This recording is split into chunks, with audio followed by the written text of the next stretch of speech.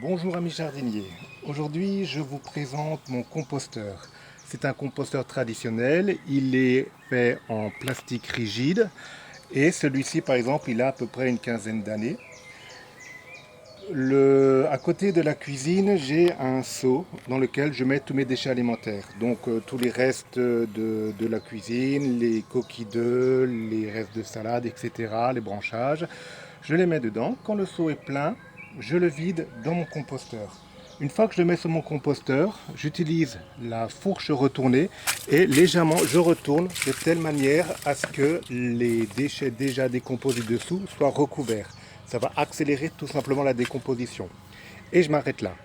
On voit aussi qu'il y a un petit peu de paille, tout simplement parce que j'ai un poulailler et chaque fois que je nettoie mon poulailler, je mets les excréments des poules avec un petit peu de paille dans le potager, dans le composteur que je recouvre.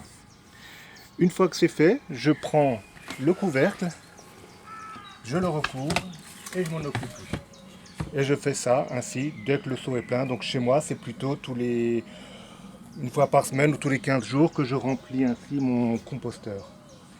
Le reste de l'année, je ne m'en occupe pas, je laisse la nature faire son boulot.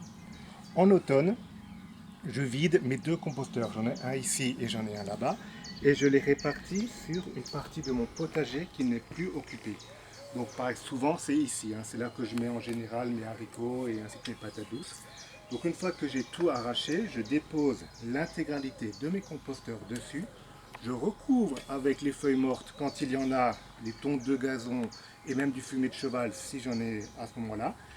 Et je mets une bâche plastique dessus et je laisse fermenter jusqu'au mois de février-mars.